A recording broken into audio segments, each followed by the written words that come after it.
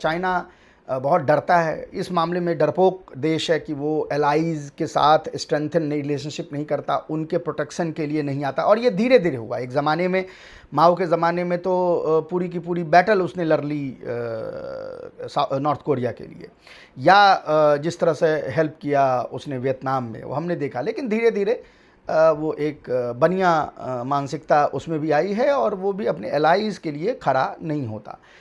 अब उसके तमाम वजूहात हो सकते हैं, उनके अपने आर्ग्यूमेंट्स हैं कि भाई पैलेस्टाइन को लेकर उनका ये कहना था जब अरब ही कॉन्स्पायर कर रहे हैं, जब तमाम मुस्लिम देश ही कॉन्स्पायर कर रहे हैं तो हम क्यों वीटो करें भाई, क्योंकि फिर कहा जाएगा कि चाइना ने वीटो करके गज़ा डील को रोक दिया। इस तरह की तमाम चीज़ें हैं, लेकिन बाय एंड लार्ज वो अपने एलाइज़ के साथ बियॉन्ड अ पॉइंट खड़ा हुआ नहीं दिखता है। हालांकि पाकिस्तान के केस में कभी कभी नज़र आता है, लेकिन बाय एंड लार्ज नहीं दिखता है।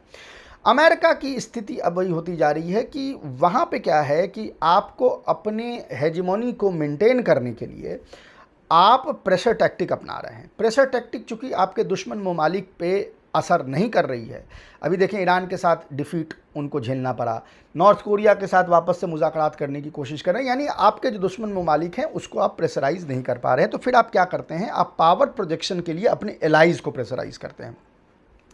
अमेरिका के केस में हमने देखा कि चाहे वो ब्रिटेन हो, चाहे वो दूसरे यूरोपियन कंट्रीज़ हो, भारत हो, साउथ कोरिया हो, ओमान हो, सबको वो प्रेशराइज़ करने की कोशिश कर रहा है। यानी अपने पावर को डिमॉन्स्ट्रेट करने के लिए, ऑप्टिक्स पर्पस के लिए डिमॉन्स्ट्रेट वो कर रहा है, और इससे बड़ी मुश्किलात पैदा हो रही है उन एलाइज़ के लिए। लेकिन जैसा मैंने कहा कि ये इंडिकेटिव है, एक पावर जब डिक्लाइन करती है तो उसको अपने हेजेमनी को मेंटेन रखने के लिए हार्ड पावर का मुजाहिरा करना पड़ता है बार बार। अभी तक क्या होता था कि वो आपको मुजाहिरा नहीं करना पड़ता था, हार्ड पावर, आपके हार्ड पावर से डर के लोग ऑलरेडी वो काम करते थे, लेकिन अब आपको उसका मुजाहिरा करना पड़ रहा है, आपको अपने काम निकलवाने के लिए।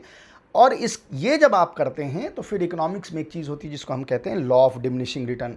एवरी टाइम जब आप हार्ड पावर का मुजाहिरा करते हैं तो उसकी इफ़ेक्टिवनेस जो है वो ख़त्म होने लगती है। उसकी धीरे धीरे जब जितनी बार ज़्यादा बार आप यूज़ करेंगे उतना कम वो इफ़ेक्टिव होता जाएगा, और वो हम यहाँ अमेरिका के केस में देख रहे हैं।